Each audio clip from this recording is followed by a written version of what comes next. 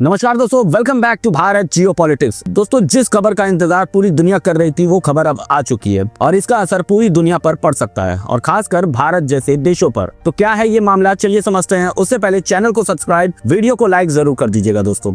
दोस्तों 20 फरवरी 2026 को United states supreme court ने एक ऐतिहासिक फैसला सुनाया। 6-3 के बहुमत से कोर्ट ने डोनाल्ड ट्रंप प्रशासन द्वारा लगाए गए बड़े इंटरनेशनल ट्रेड टैरिफ्स को असंवैधानिक घोषित कर दिया। जी हाँ, वही टैरिफ्स जिन्हें लिबरेशन डे टैरिफ्स कहा गया था। मामला ये है दोस्तों कि ट्रंप प्रशासन ने 1977 के अमेरिकी कानून international emergency economic power act का इस्तेमाल करते हुए दुनिया के कई बड़े ट्रेड पार्टनर्स पर 10% से लेकर 50% तक के टैरिफ्स लगा दिए थे।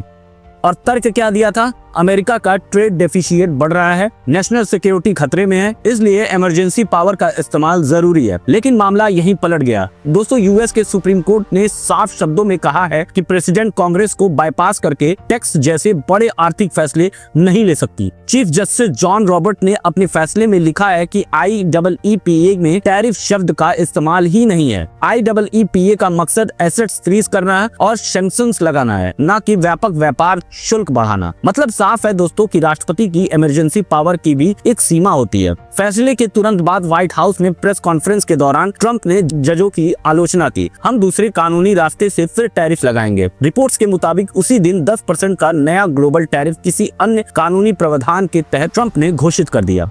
लेकिन बड़ा सवाल ये है कि क्या वो कानूनी चुनौती से निपट पाएगा? भारत पर रूस से तेल खरीदने के मुद्दे को लेकर 25% प्लस 25% यानी लगभग 50% तक के टैरिफ लगा दिए गए थे। बाद में बातचीत के बाद इन्हें घटाकर 18% कर दिया गया था और एक ट्रेड फ्रेमवर्क डील बनी। अब दोस्तों, जब IEEPA टैरिफ अवैध घोषित हो गया है तो क्या पुरानी डील्स लागू रहेगी? क्या नई दरें तय होंगी? क्या फिर दोबारा ट्रेड वॉर जैसी स्थिति बनेगी? भारत की टेक्सटाइल, फार्मा और इलेक्ट्रॉनिक्स एक्सपोर्टर्स अब अलर्ट मोड में आ गए हैं। साउथ कोरिया के साथ भी लगभग 15% की ही ट्रेड डील बनी थी।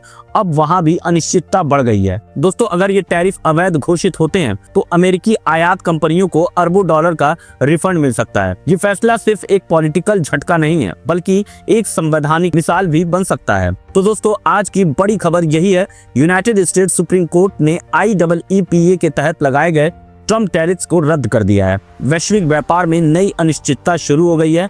भारत जैसे देशों पर इसका सीधा असर पड़ सकता है। अब दोस्तों, आप बताइए, क्या ट्रंप प्रशासन नए टैरिफ लागू कर पाएगा या सुप्रीम कोर्ट का ये फैसला उनकी राह रोक देगा?